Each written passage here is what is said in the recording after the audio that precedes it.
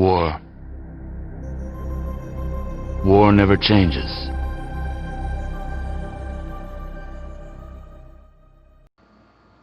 Welcome to War Never Changes, episode number 9. I'm Jim, and this is my co-host, my partner, Phil McCracken. How you doing today, sir? I'm doing great, buddy. How about you in your tuxedo? Listen, this is a smoking jacket, young man, and I got a bow tie and a dress shirt on because I felt like I was going stir crazy because I used to dress up a lot for work. I haven't been able to do that, and I thought, what better time than to dress up for you and say, look, I'm making a statement. Is this going to be an every week thing? Absolutely not.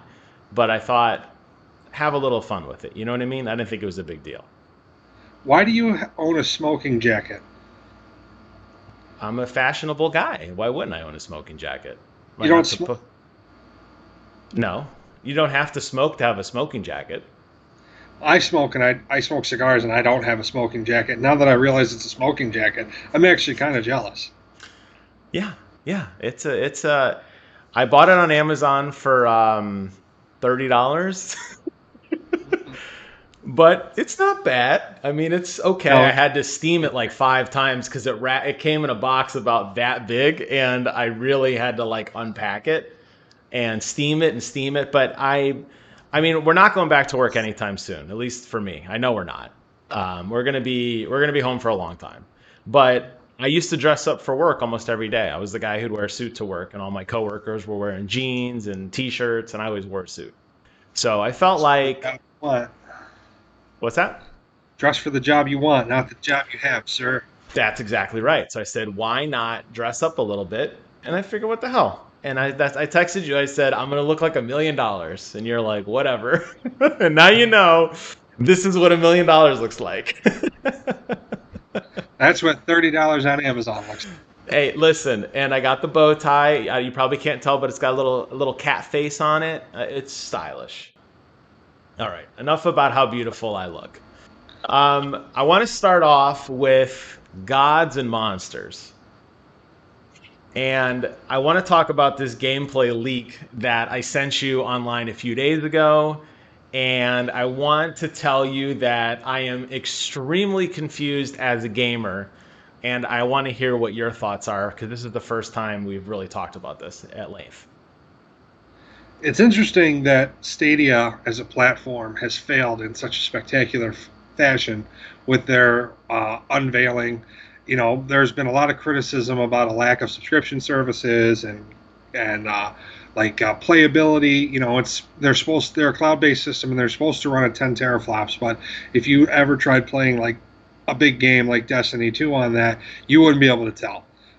So you know, they've had such a lukewarm reception as a platform, if not cold reception, that it just leads me to believe that this may not have been the accident Google claims it was. I feel like if there was ever a time for them to want to like draw attention to themselves, this leak during one of the biggest explosions of gaming news when everyone's talking about games and thinking Right. about games and consoles, I feel like drawing this little bit of attention to them with this um, framed to be or supposed to be blockbuster title from Ubisoft. I think that this is the right time for it. And what's Ubisoft going to do to Google? Nothing. Yeah, that's true. Nothing. Sue me. Like Google probably owns Ubisoft's parent company, whoever that is that we don't even know about. I'm sure that someone owns them that we don't know about, and Google owns that person. So, if not Google, Alphabet Inc. I think it was totally. I think it was done on purpose. But talking specifically about the game, it looks like shit, Jim. It looks like it looks like it looks like the guy who developed Breath of the Wild, his handicapped brother made a game. Wow. Jesus. Phil's coming out Uh, swinging. his brother, who has some development issues and is learning to create video games. This was that person's brainchild, Like a and that's college exactly project or something. Like yeah, my yeah, first that's attempt at coding.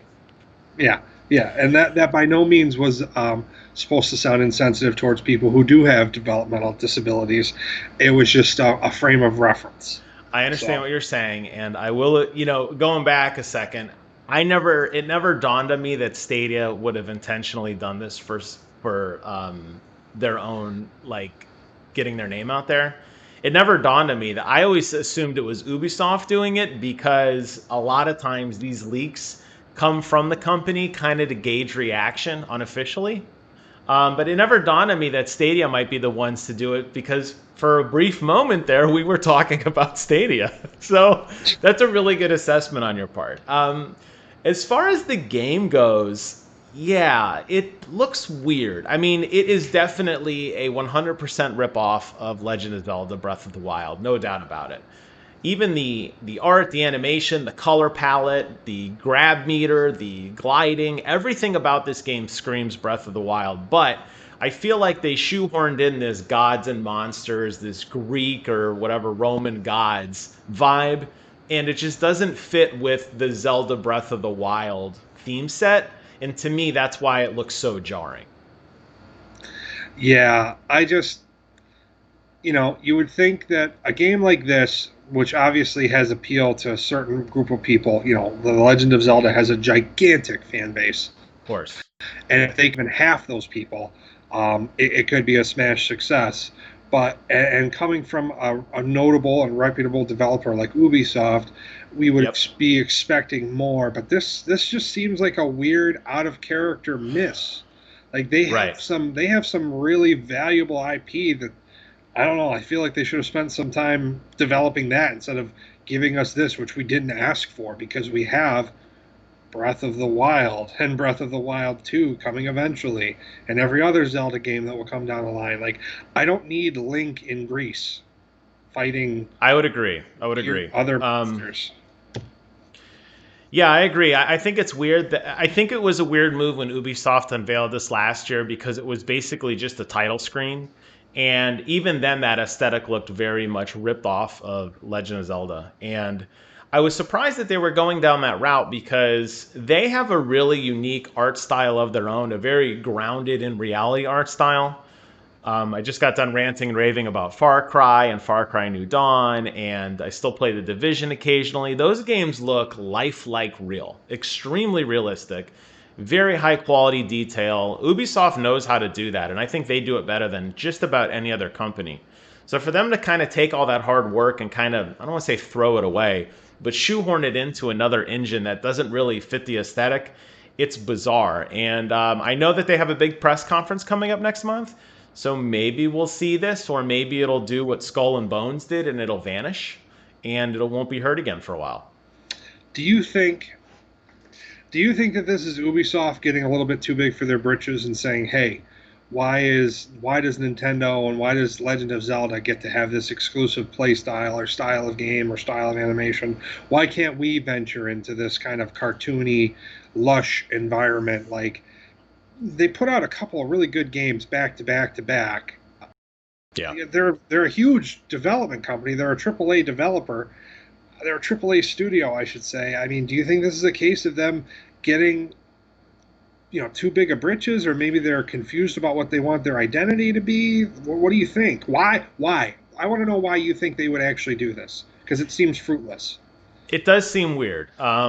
It's hard to say. We could all be Monday morning quarterbacks and say, "Well, we knew that's what should happen." But this really to me goes back to Assassin's Creed and how stale that gameplay had gotten after so many annual iterations of the game. So much so that they completely scrapped the formula. They took some time off and they came back. And even when you saw games like Ghost Recon Breakpoint, which I wanted to love so much and I ultimately ended up hating it, you really started to see all of their franchises kind of merge together. And they all had that almost identical gameplay loop of a very realistic game. You went around, you killed the three guards, you lit the flag on the tower or whatever, and it opened up an area, and you rinsed and repeated and went on and on and on doing this. And that's kind of been Ubisoft's problem for a long time, in my opinion. Yves Guillemot, the CEO, said, "Hey, we need to rethink how we're doing our games." And it seems like this is the approach they think. They still seem to want to do that open world stuff, But yeah, totally different art style. I don't know if that hides the problems that Ubisoft had with all the saturation of the exact same game type across every single platform they have. Yeah. This could ultimately work to their, even if it's a huge commercial and critical flop, it could Yeah. work to their advantage because people will say, okay, Ubisoft, we said we want to see something different from you. You tried. Thank you. Now go make me my Tom Clancy game. Go make me my Far Cry game. Go make me my whatever. Stick with what you know, and we'll keep playing whatever crap you crap out of your crapper. I remember you saying, and it really made me laugh. And as you were saying it, I thought of it again. You're like, I don't care what the next Far Cry is. They'll shit it out and I'll buy it. I'm just going to jump right in. I don't care what it costs. I'm ready. Let's go. Give me Far Cry 7, whatever the hell the next number is, whatever you want to call it. I'm ready. Um, it's an interesting thought. I don't know. I applaud that when a company tries new things. I will always back that because that's how we get some of these landmark game designs. You got to take risks, and I understand that. But at the same time, if there's somebody that's already doing it better, it seems odd that you want to go kind of toe to toe with them in their own weird way, especially after you have a partnership with them. The whole Rabbids thing coming over to Ubisoft and having a Mario adventure with a Rabbid.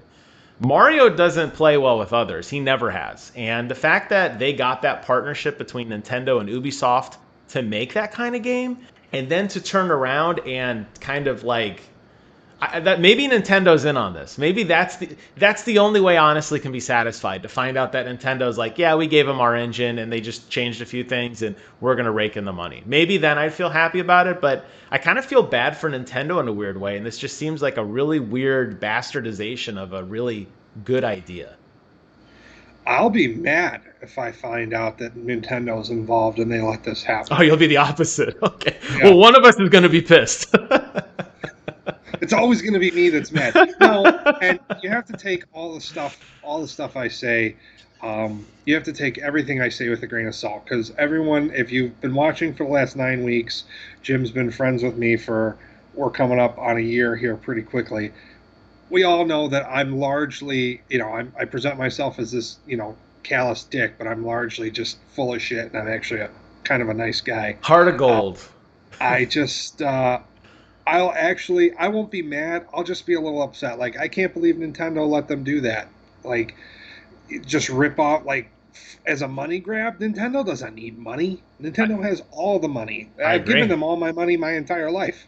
Same. I've been reading a book called The Console Wars, and it talks about just how financially stable Nintendo is from the investments they made back in the 50s and how much money this company's been around forever and ever and ever, and they are definitely not hurting for money. So I would agree, but that's the only logical conclusion I could think of. Maybe this truly was a leak and it was like Nintendo said, hey, here's our engine, play with it, and they didn't really finish it and they kind of accidentally leaked it and they're like, wait a minute, we're going to change a lot more stuff. You weren't supposed to see that. I don't know. I mean, I do a lot of beta testing for companies and I see stuff that's reused assets all the time, placeholder assets, and I even see quest dialogue that says insert quest dialogue here or insert cutscene here. So the developers are always leaving notes for themselves, and when you do these beta tests, you just kind of have to expect that some of these games are going to look really rough and they're not going to be polished. But that leads to the fact that this really was a leak and they're like, oh crap. But man, it's embarrassing really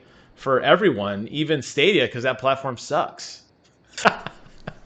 Someone from Google had to have an awkward conversation with someone from Ubisoft, and I guarantee it went just like this. I'm the guy from Stadia.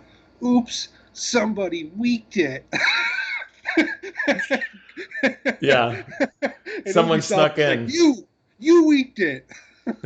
You leaked it. Okay, so other gaming news this week. We got to see the official reveal of Star Wars Squadrons. What do you think? Oh, okay. Carry on. I don't know. The more I ruminate on it, man, I really need to find something to be positive about.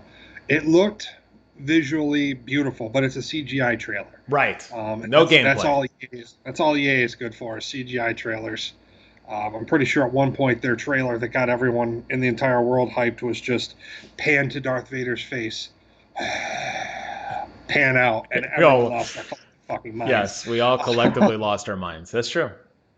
I feel like this game is a game that no one asked for, and it was ill thought out. I don't understand what the plot of it is. I don't want to be both. I don't want to see things from both people's point of views. I always want to be fighting with the Resistance. I never want to be fighting with the First Order or the Dark Side, or however Star Wars' latest group of baddies is going to present themselves. I don't give a shit about their point of view. I don't give a shit about flying a TIE fighter. I want to shoot TIE fighters down. So I just feel like Okay. unless we're going to go and immerse ourselves in the different worlds like Tatooine and engage with the different environments, um, I feel like I'm going to switch back and forth from flying an X-wing to flying a TIE fighter, and I won't really know why. And I just don't know how they're going to tie this plot in to make it meaningful. How are they going to end this one versus the other? You have to see things through both of their eyes and have a meaningful end. And are they trying to get us to identify with the bad people? I don't know.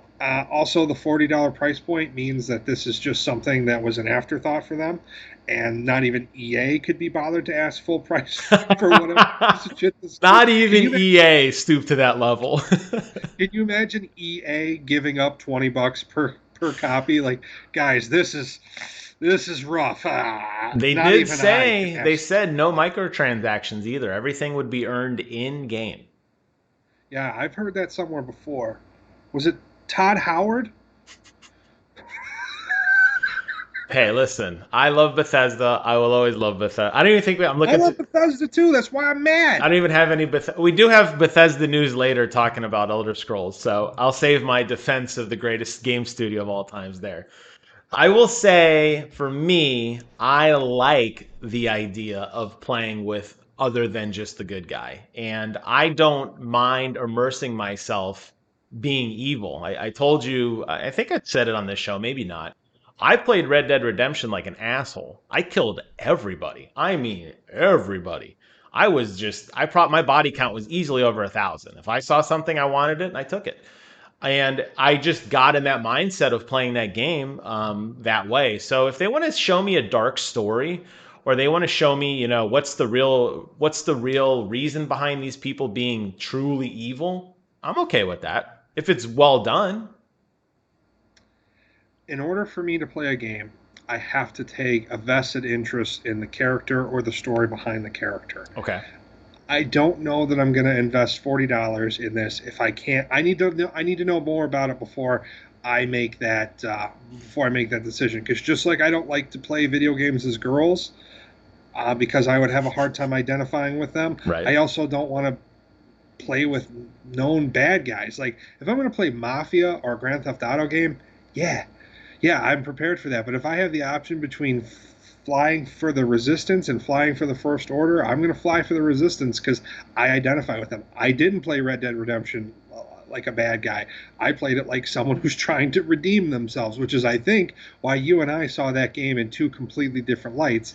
And it's weird that you thought that he was such an asshole because you were a fucking murderous psychopath. Yes, I was. I killed everybody. I would go to So, I would go out in the field where they had the little smoke where the guy would be like cooking or oh, something.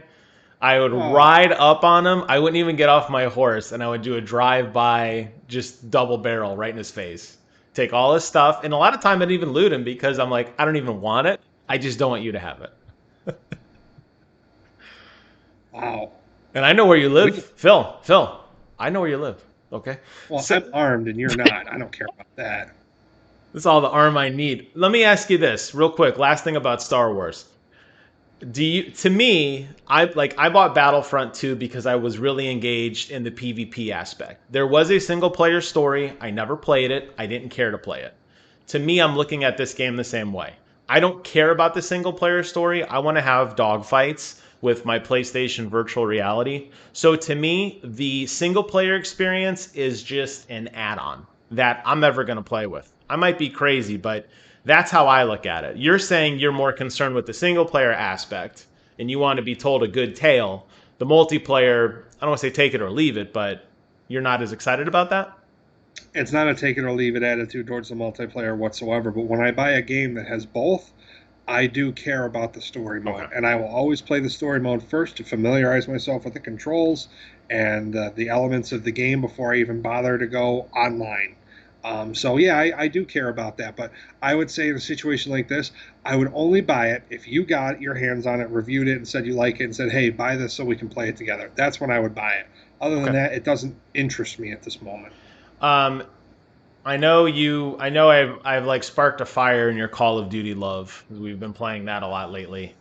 Last year's Call of Duty did not have a single player campaign. I know you didn't buy it, but if a franchise you really like that's established, let's say Call of Duty next year says, "Hey, you know what? We're dumping the single player story. We're only going to have multiplayer, whether it's $40 or $60." Does that sway your opinion? Are you gonna buy it? Yeah, of course. I'm Call of Duty for life. I got a tattoo of Call of Duty on my ass, and I play. I love Call of Duty. It is my game. It is my game, straight up. I will never not Yep. buy a new Call of Duty on launch day ever again. Yeah, no, I'll buy it to play with you. You really have a Call of Duty tattoo on your ass? Of a couple, yeah, not just one. Let's see them. let's let's see that ass.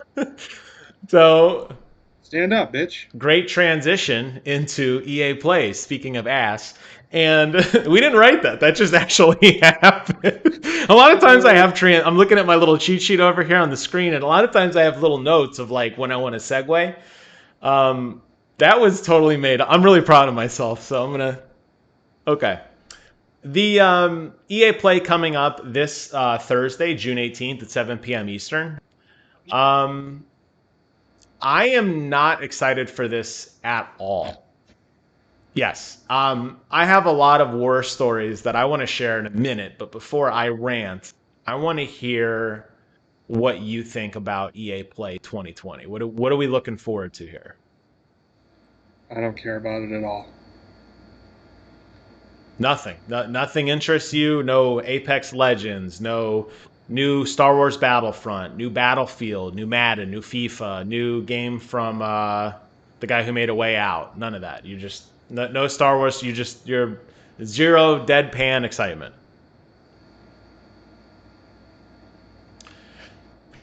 Okay. Well, I'm glad you're so passionate about it. Oh, Honestly, look, there's a new Madden. It's exactly the same, but with slightly better graphics that you can't perceive. Oh, FIFA, let's go kick a ball around, I guess, and fall over and pretend and get cards thrown at us. I don't know. Soccer, yay! I've got to admit, honestly, knowing you and talking to you as much as I have in this past year, you not having a comment on it means so much more than you crapping on it because that means you haven't even thought about it. Like it's like a gnat that you just swat away and you have zero. I can honestly say that's the least enthusiastic I've ever seen you about anything we've ever talked about, positive or negative.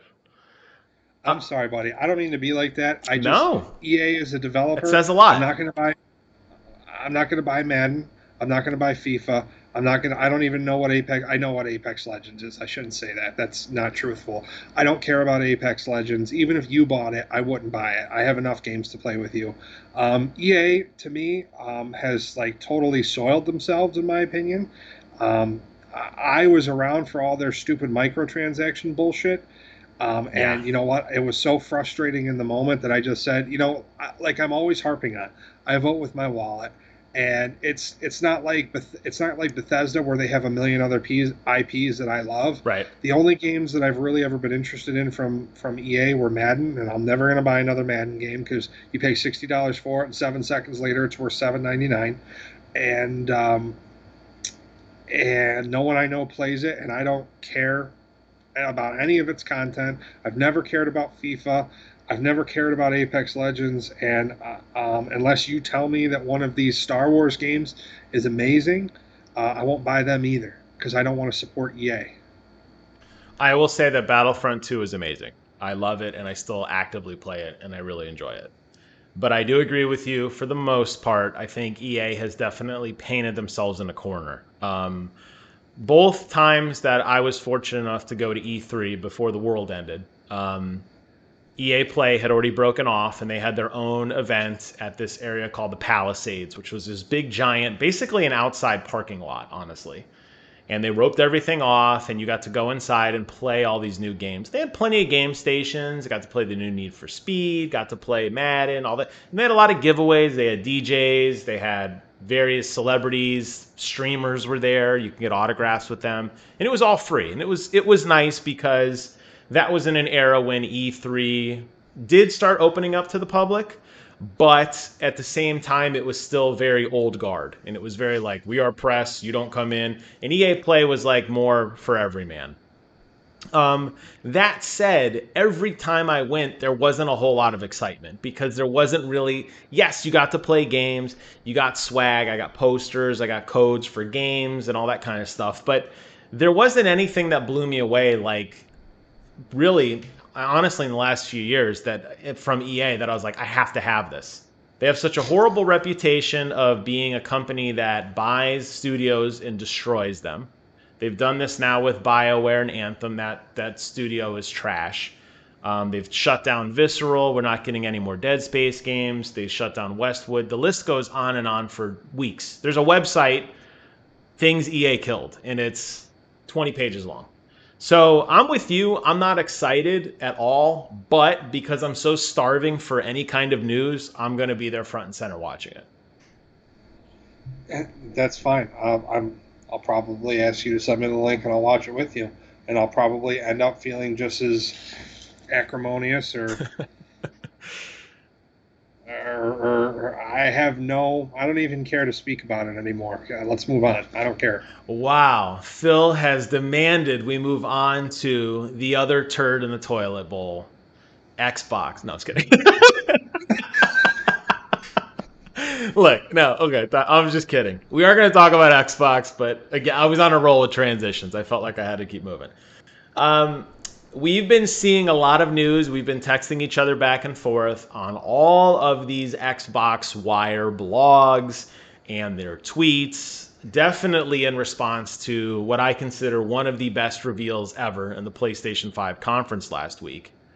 My question to you is, do you care? And what does Xbox need to do to win, or at least gain back some momentum that PlayStation has without a doubt taken from them? Let's talk about Xbox as a whole. Do it. They have done a lot to capture. They've done a lot to capture my heart, because I know a lot of people who have physical disabilities, and they've gone out of their way to give access to those who have physical disabilities. That adaptive controller is phenomenal. Yes, that's a great thing for them. Yes. And you know what? Xbox is doing. I don't want to get too pansy-ish here, but there's going to be people who are going to play PlayStation, and it's a fantastic console, Jim. And there's going to be people who want to play Xbox, and it's a fantastic console too. Right. For different reasons. But some things that Xbox is doing right is their smart delivery. They're really capitalizing on understanding what gamers really want. And, there's research to suggest that 80% of console gamers also play games on their computers.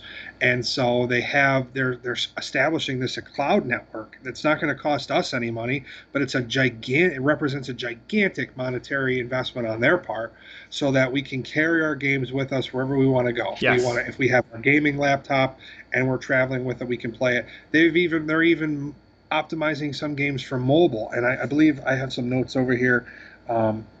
This service is called the xCloud. Yep. And this is going to allow us to have a lot of flexibility. And I just think that they're doing a lot of good things. I think that their reveal was weak. I think that PlayStation totally reset the tone of how people are thinking and talking, and they're winning as of right now. But I feel like Xbox has done enough to stay relevant, and they've garnered enough goodwill. They're doing some amazing things in different areas or different sectors of gaming. Yeah. Like I said, with the handicap access, innovating doing a lot of cross-platform innovation. They've done enough to justify me spending whatever that money will be on that console. And I think that they're going to continue on doing good things. So do we care? I would say yes, I do care.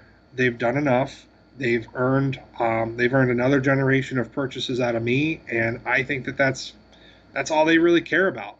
Who actually is the winner in the court of public opinion. There's never a clear Never winner a winner. because Yeah, we're all winners if they there's compete and they bring their best. If they bring their best foot forward, everybody wins. that's correct. So I'm sorry that that answer was so long-winded, but I really No, wanted to put some thought into it. no, there's no wrong answer, and you're 100% right. I agree with you. I think Microsoft has done some really phenomenal things over the last few years. We joked a little bit about our good friend Don Matrick, who I still watch that reveal video, that interview with Jeff Keighley.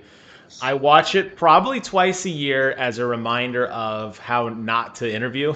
Not that anybody's asking me shit, but I always think that if I ever was in a position of power and somebody asked me a question, I would just think, don't say what Don Matrick said, and I'd be okay.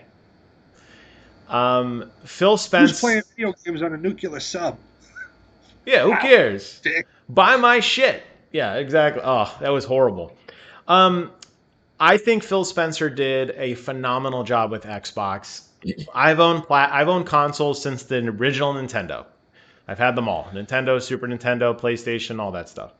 The Xbox Series X is the most rugged console I've ever played. And I don't mean it weighs a lot, which it does, and I don't care about that. I mean, the build quality on it is insane. It makes zero sounds, it never overheats, it never spools up, it never drops an HDMI connection like my PlayStation 4 Pro does sometimes.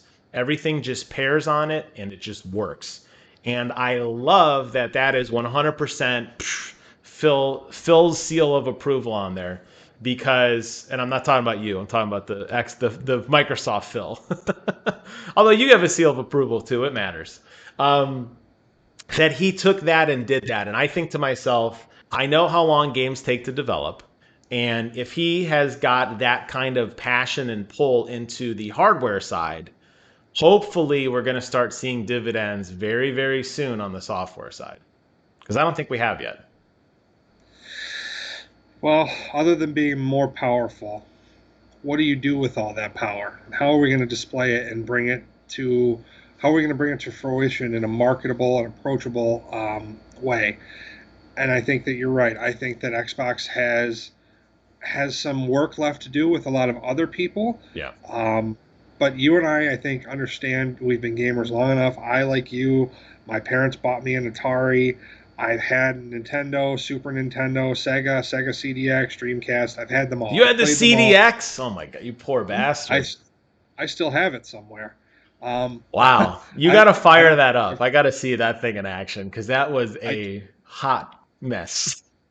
I do not get rid of consoles ever. I do not. I don't sell them. I keep them, even if they're broken. I have two Xbox 360s that have the red ring of death. I didn't throw them out. I just have too much emotional attachment to them. I sold everything prior to PlayStation 1 and I regret it. Just because I needed more stuff. So I sold my Nintendo to get a Super Nintendo. I sold my Super Nintendo for a 64 for a GameCube. And yeah, then I got my first job and I said I'll never sell a console again. So I have since PlayStation 1 on. So you don't have an N64 at all right now? Do you have a GameCube? Just in here. Yeah, I do have a GameCube. Yeah, I do have a GameCube. Good. Yeah. So I don't know if you want me to talk any more about that, but I think that it's you know, the reality is the world we live in, for various reasons, social media definitely influences people's minds. I'm not saying it is always this way, and it's a good or a bad thing, whatever. We could debate that for years. The reality is that more people are feverishly championing PlayStation 5 over Xbox, despite the fact that Xbox has put so much more news out there that means something over a long period of time, dating back to the reveal of the physical box last year at the Video Game Awards in December of 2019. So it's not like Xbox isn't trying. It's just in my little piece of the world, and I look at everything. I'm on NeoGAF, I'm on Reset Era, I'm on Twitter, I'm on Reddit. I just don't see people getting hyped about Xbox, and I just think to myself, you know, what do these guys have to do different? And I don't know what the answer is either. It's just a good talking point, but I just, if 343 can't pull their acts together, and if Halo Infinite sucks, which I hope to God it doesn't, but if Halo Infinite sucks, I think Xbox is in really big trouble. I'm not saying they're going to go bankrupt, but I think it's going to be another long generation for them. Xbox Series X is going to sell millions of consoles. PlayStation 5 is going to sell millions of consoles. I don't think that there's anything for Xbox to do because they already screwed up. They thought that being engaged, well, they did the right thing by being engaged and giving pieces of information Agreed. consistently and frequently and keeping people engaged. And the only possible option, because Sony let it go for too long, Yeah. the only option was for them to drop a bomb, and that's what they did. They dropped the bomb, and now that's all anyone's talking about. But give it some time, because we're still in the heat of the moment. Oh yeah, Jim, no, you're right. I'm still hyped up over it. In July, we're gonna see more from Xbox, and it's not gonna overcome what Sony did, but more people are going to go back and find their center and say, well, Xbox has some good points too, and it's going to kind of even back out. And then we have to see who's going to announce price first and who's going to be less expensive and what the different versions are going to cost and if they're going to be reasonable. I agree. I'm hopeful. I really am. I want to be wowed. I've been very vocal with you still that I have no intention of buying a Series X, but I want to be wowed to get one. I want there to be that moment that just makes me say I have to have this. I'm not seeing it yet. I'm hoping it's coming. I've read a lot of people from blogs and from tweets from people who are involved, and they say it's going to be a mic dropping moment. That's the quote I've been hearing. So bring me something awesome, and I can't wait. I'm really excited. That moment that you're thinking about, that you want to see, it doesn't exist anywhere out there in the world. You've already seen the PlayStation. You're already hyped. I don't think that there's anything that anyone could do right now to sway you as an individual towards the Xbox Series X. I think you've arrived at a conclusion, and I think that that's okay. I don't think I changed my mind. I'm going to stop rebuffing you when you say that. I believe you that you're not going to buy one at launch. And you know what? That's okay, because I might not either if they both come out at the same time. And, I'm thinking they're both going to be in the neighborhood of $550 to $600, $1,200. That's a lot to lay out there, man. And then you're playing one and trying to switch back and forth between the two. That's Sure. a lot. So you had texted me about this earlier in the week, and you had said, what to come forth with at least a prediction or a dollar amount or a time frame. I think PlayStation is going to reveal their price first. I think PlayStation is going to come to market first. I think it's going to be first week in November. Okay. And I think their price is going to be for the disk drive console, probably about $600, $650. And I think the digital one's going to be somewhere between $400 and $450. And people are going to balk at it and say, that's too much. And I think Sony's going to say, what we do. And I think they're going to sell zillions and zillions of copies. Yeah. People, I want you to look down at your desk to your right or reach into your right pocket. Tell me what you see or find. It's going to be a cell phone, and it's going to be an either this generation or last generation iPhone. And the iPhones for the last 3 generations, if you had paid cash for it, it would be over $1,000. Mine was $1,100. The old iPhone XS, $1,100 cash. Yeah. This guy, 256 gig iPhone 11 Pro Max. $1,300. So yeah, I got the little 64 gigger. I just got my foot in the door. Yeah, I take a lot of pictures and videos for Pauline's sake. Yep. She always wants me to take pictures and stuff, so that's why I did that.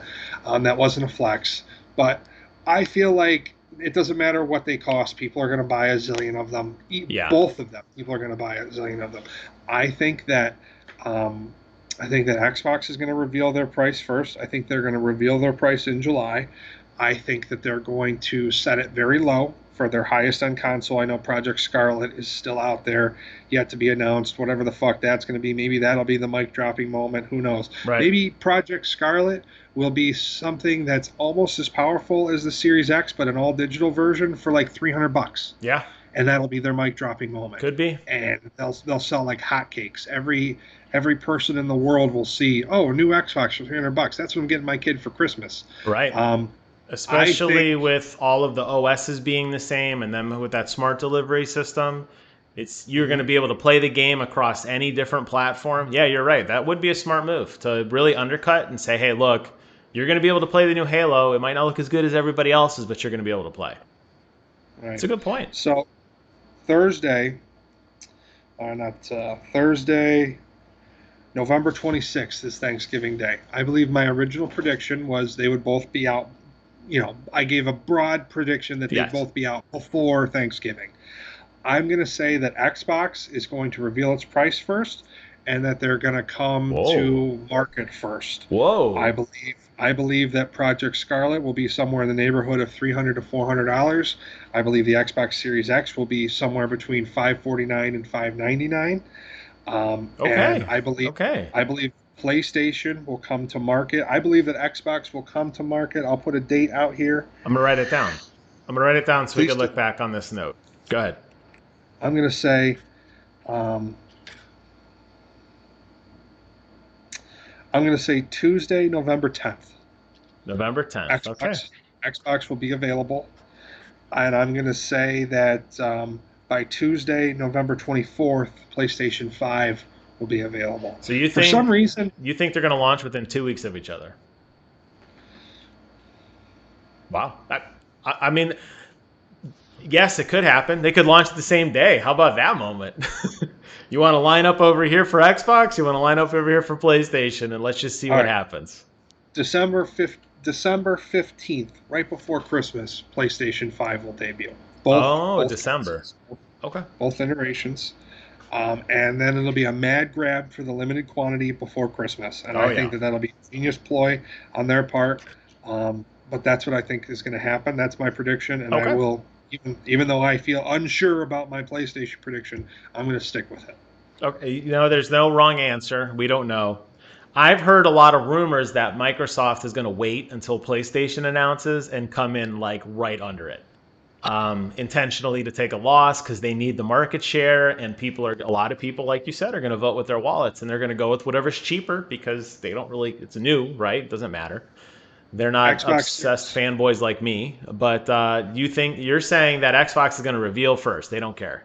Okay. It's a bold prediction. Xbox, Xbox Series X will be a full-priced premium console. Where they're going to do their undercutting and gain market share is with Project Scarlet. Okay. I like it. I'm making a note here. I got it. Okay. Oh, and my Um, PlayStation will be $600. It'll be $599.99 flat for the high def Blu-ray, mhm. and for the digital only, it will be $399.99. See, I wonder, a lot of people like to see those, like, for some reason there's this like psychological thing like 399 is okay but 400 is too much or whatever. It'll be interesting if we see the return of the 99s. Like 699, it's not 700. It's like, yeah, it is cuz tax and It's like everything. a it's like a proven Yeah. psychological marketing ploy. It'll be interesting to see what they come out with. I'm excited. Okay. So, You know what's most exciting about it? I know we're trying to move on, no. but we're talking about consoles that we're both going to buy that are going to be $600, but we're both smiling, grinning ear to ear, talking about it because we're so excited. And that's the root of the issue and the heart of the issue here, people, is that it's such an exciting time to be a gamer, and no matter Oh what yeah. you're going to do, you're going to have a great time with it. And when everybody, and except for me because I'm immune to my own creed or my own dictation, everybody will eventually get a PC and realize how silly the console wars are because PC is 1,000 times better. It's so good. I was playing. I mean, I could be playing a game while we're doing this, and it would still run better than a console. That's right. That's right. I know. No one cares, Jim. Sorry. Oh, let me fix the. There we go. Okay, good. Moving moving on. I want to hear why we haven't heard about Call of Duty at all. What's going on there? Well, I feel like they probably ran into some last minute issues with COVID coming in mid The March. damn COVID. Yeah, that damn COVID. And then I think that they were probably just trying to get their season 4 or whatever battle pass figured out. Yeah. I don't know. I feel like they've been distracted, and maybe they just kind of want to see what's going on. Maybe they just don't want their news lost in the sauce. Maybe they're a developer. They know when people are. They probably have some insight into who's going to talk about what when. Xbox is dropping all this news. PlayStation is doing this big reveal. Activision is going to want their They want their moment. they're freaking.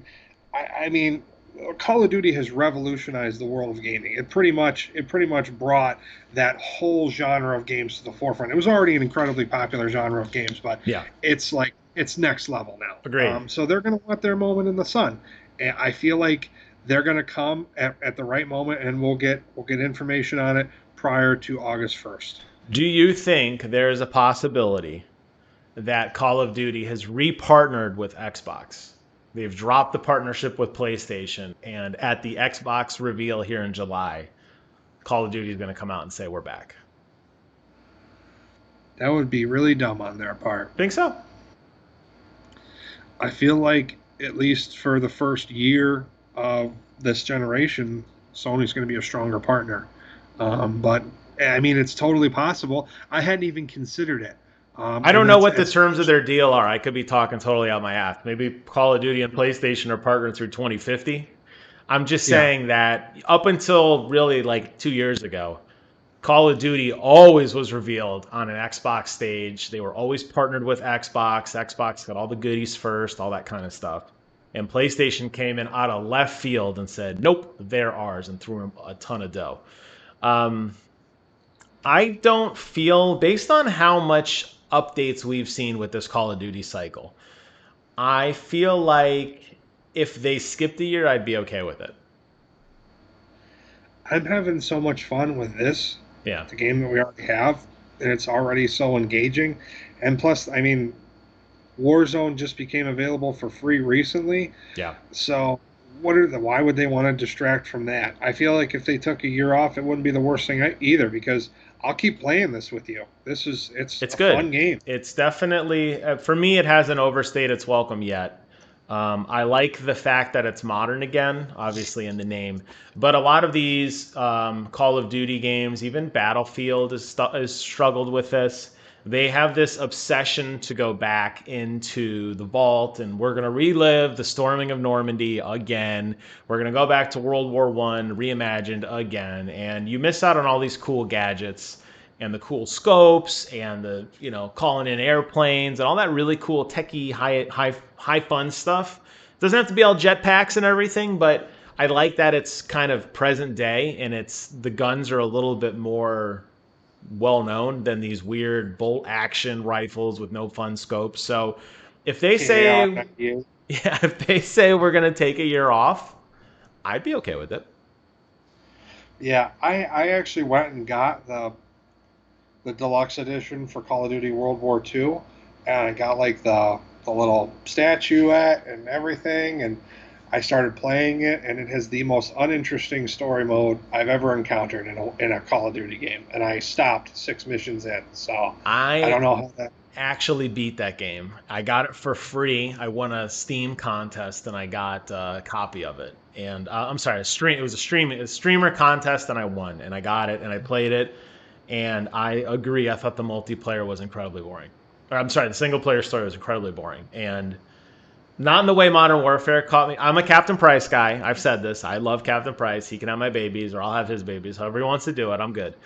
But I'll tell you what, and maybe it's him. Maybe he's carrying me through the story, but I was very intrigued in what was happening with the story. Way more so than I was in Call of Duty World War II. Way more so. Yeah. I'm going to be honest with you. I'm a super, well, we both are. But just speaking about me, I'm a super patriotic guy.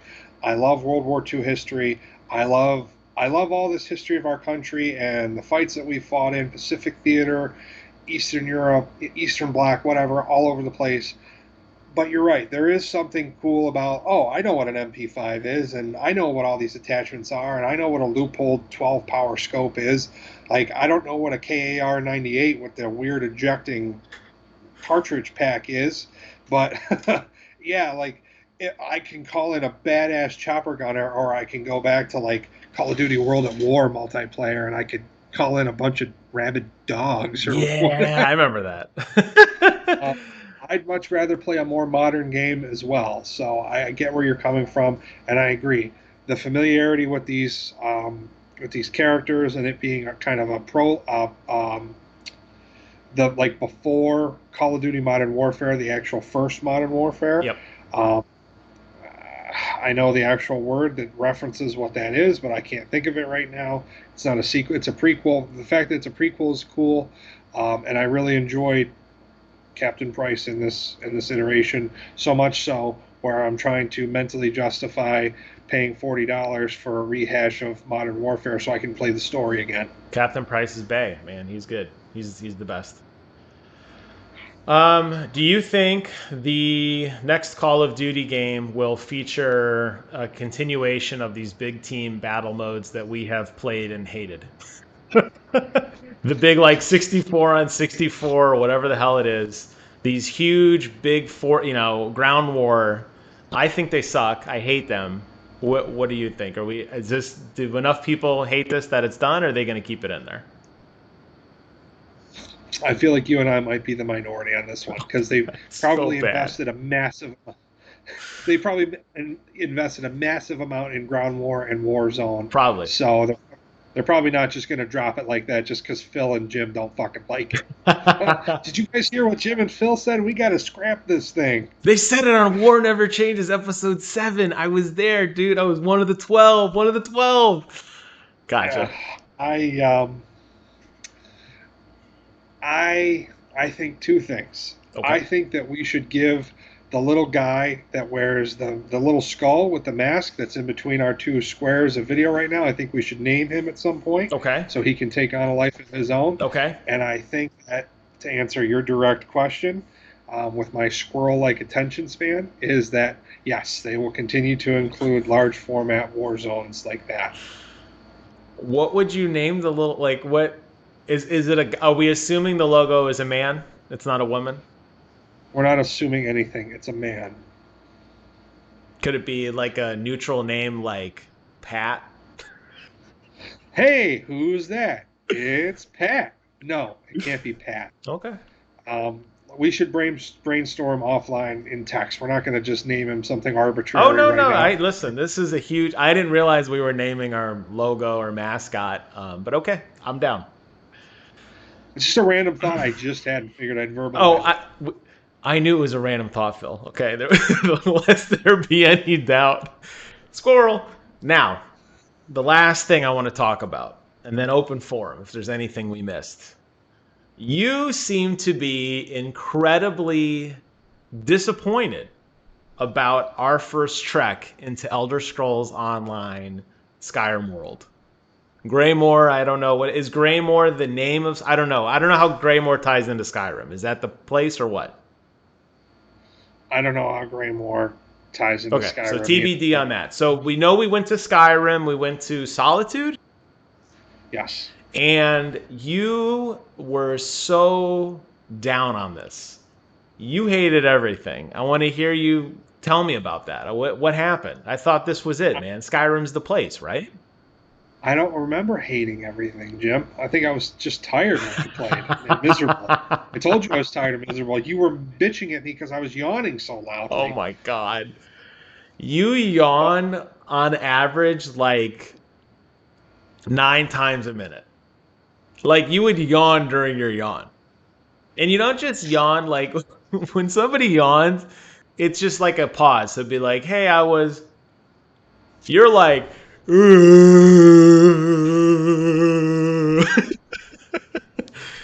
it's so annoying, and you just keep doing it.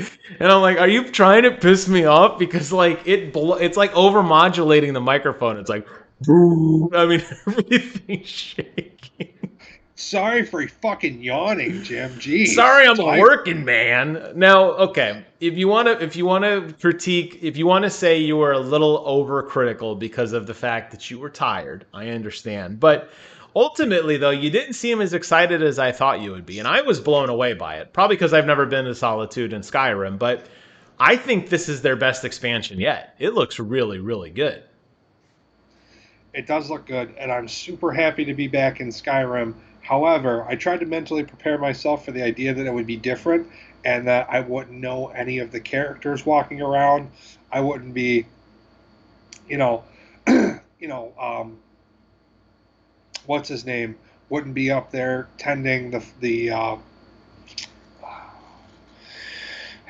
everything's different. The Winking Skeever's not there anymore. All these things that I have this familiarity with, like yes, Castle Dower is still there, and the Blue Palace is still there, but it looks different for some reason, and it looks different in ways that I don't think would change over the course of 1,000 years. I don't know. They did the right thing by making it different, Yeah. and it was cool that they gave us some like emotes like arrow to the knee and missing sweet roll and stuff like that, some nostalgic little Easter eggs. Yeah. But everything is different to a point where it's recognizable and it's almost the same, but it's unrecognizable for me. And I was taking that in, and coming to terms with it, and you were the unfortunate son of a bitch who was on the other side of the line while I was coming to terms with the game that I love more than any other game in the history of ever. Has been, in my eyes, in that moment, a little bastardized. But I'm coming to terms with it, and I promise I'll be more positive the next time around. No, this isn't me like passive aggressively demanding that you're nicer. I don't care. I think it's I don't care. I think it's funny.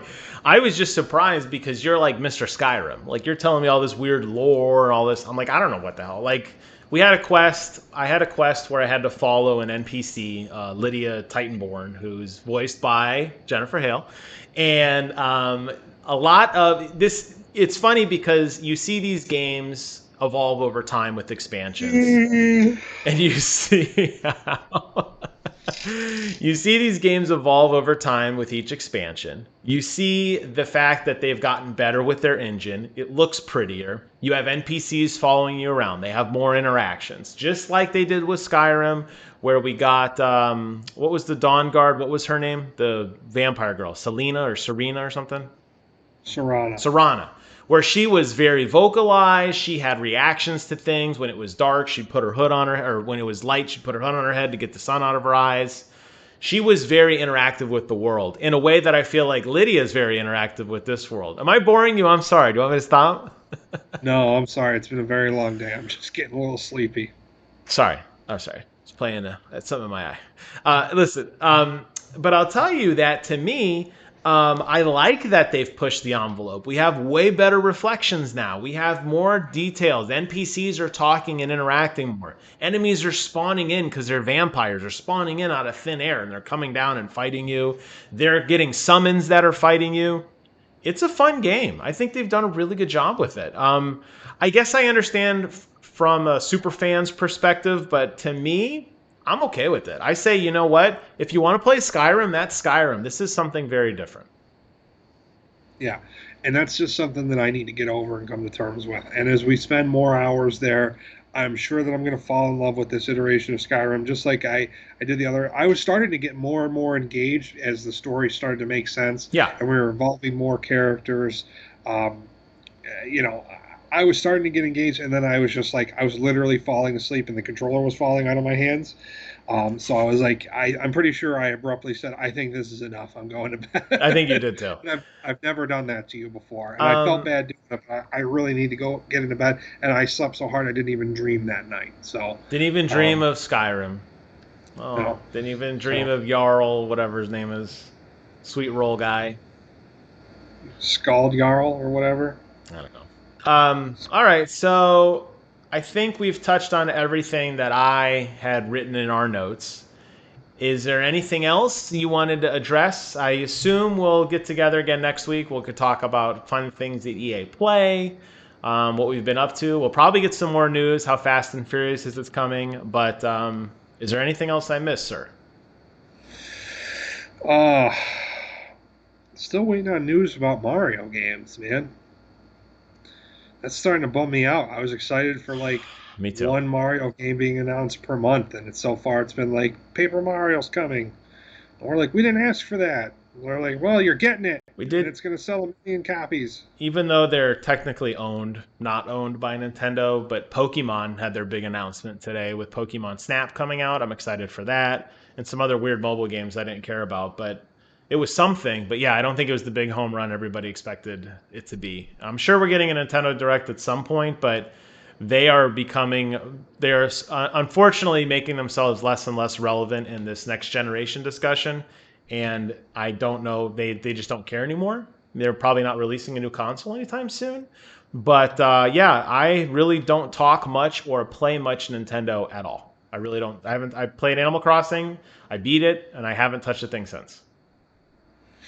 Yeah, I just feel like they only come out with so many good games for it. I pick it up maybe 4 times a year. Same. It's definitely a second console at this point behind anything else. It's definitely not a primary gaming console at all anymore. But they own that market. There's no other secondary console. No, you're right. Uh, and the only other competition would be, I guess, Stadia. And we see what's happening there. And we already have our conspiracy theories going about what Nintendo's doing there. So Good I old don't know. Stadia. Yeah, All right, Phil. I'm good Well, if you're good. you want to send us off, sir? What do we always say to end these things? We say that much like Jim's haircut, war never changes.